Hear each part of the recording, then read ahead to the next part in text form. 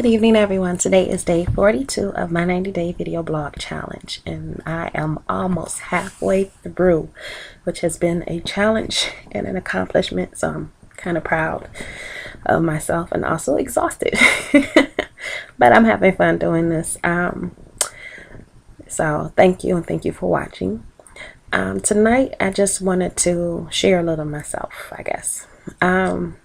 Sometimes I have a real hard time with me and how I am. I know I'm different from other people. I get it.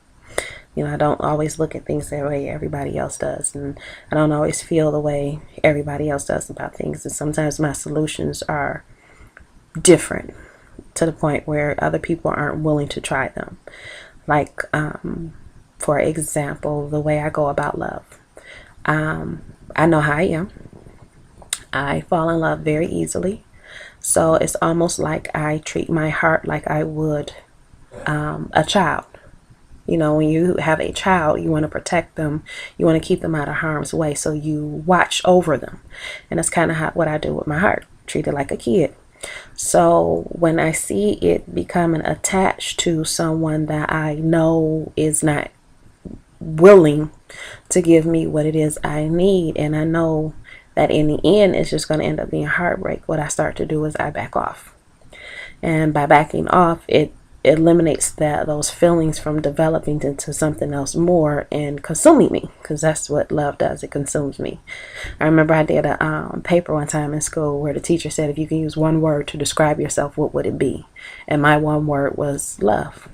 And the reason for it is because 99.9% of everything I do is because of some form of love, whether it's for the person that I'm doing it for or just for the love of some higher purpose. You know, like some of my goals in life, it's not necessarily just for me. I have other reasons for doing them, like my writing, for example. The way my stories come to me is through dreams. And sometimes I am touched and overwhelmed with emotion when I write pieces. There are some pieces I've written in tears. I've literally sat there in tears and wrote. And the reason I feel that they are important is because sometimes when you're writing, and I had an author tell me this one time and I didn't understand what he meant, but he said the stories are not his, they just come to him and he puts them on paper. And that's pretty much exactly how it is. So with my writing, the reason it's so important to me is because I feel like God has put this in me, because these are stories that he wants me to tell, and in some way they will touch someone and help them with whatever situation it is, no matter what it is, because I feel like if God gave me the story to tell, then I want to tell it, and I want to tell it in a manner where people read it. Even the zombie story. Now, how does that touch somebody, or I don't know, but you know, it is what it is. It does something for someone else, and I want to get that done. I do a business right now where we try to challenge people to better their health. And the whole reason I'm able to do this challenge is because when I work hard and I do my best, it actually benefits a child, to keep a child from ending up in the same situation I was when I was younger, because I was an obese child. And so if I can help another kid, you know, with that and not end up being an obese adult, then I'm all for it. And that's what really got me with that business. I have another business where we do like the wraps and things like that, the supplements, and I really like that business too, because it helps people improve their health, and it does it in a natural way. And you know, with people who don't eat right and they don't get their vegetables, and so they're not getting a lot of the nutrients and things that they need, you know, it's something that I really can stand behind, because I believe the product really can help people, you know. And look at the ingredients, I know most of them, so it's like I know it works and I know it can help people, and therefore I stand behind it, and I have no problem with selling it. So that's how I am. And sometimes it just gets hard. It gets difficult, you know. I want things, you know, outside of that. It's not, sometimes I want something just for me, and it doesn't seem like it's gonna come. So I have to find different ways of coping. So I look at what I do have and what I have received and what has come my way, you know? So yes, I would love to spend the rest of my life with one person and have that fairy tale, life, the white picket fence and all that good stuff. But in reality, I know the chances of that actually happen are very slim. And the reason for it is because of the type of guys I come across. So, but I take great pleasure, and I take it to heart what I do have, like my boys, like my parents, my sister, her children, her husband, her mother-in-law. They're awesome. I'm surrounded by people who are awesome. Even the people on my job, like the ladies that sit around me. I know a lot of awesome people that, I really do care about.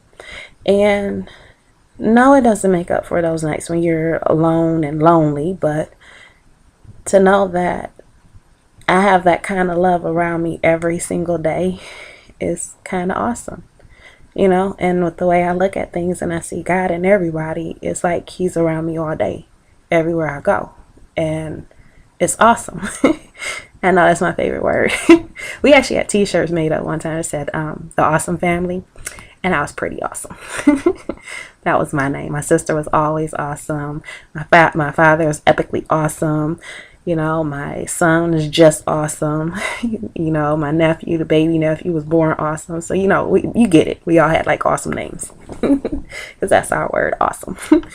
But, sometimes, it just gets hard.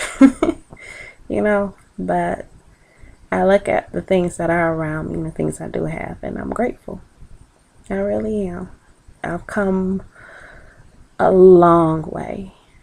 When I was younger, I was in such a dark place, such an unhappy, dark place that I'm not going to cry tonight. But when I look back on it and I think back on where I was and that place I was in and where I'm at now, and I'm just overwhelmingly happy, and grateful to it. This I could have went such a different route with my life. I really could have. Really could have. Really could have. You just don't understand. I had my moment. It was a self-destructive moment. And if I kept going down that road, I promise you I probably would not be here, which is what I credit my oldest son for. I don't think if it wasn't for him, I wouldn't be here. And I've told him that before, and I tell people that all the time, and I don't think people really and truly understand. I really mean it. That if it wasn't for him, I would not be here, which is a whole nother story in itself. But it just gets difficult sometimes. But you deal with it, right? That's why we're here, for the experience. So when we leave, we can take it with us. That and those that are around us, and that love. So I've gone way over what I normally go over. Of course, it doesn't really matter because not that many people watch it right now. So it doesn't really matter. But that was on my mind and my heart today. And I wanted to share it with somebody. So I shared it with you. Well, that's it for tonight. And I'll talk to you tomorrow. Have a good night.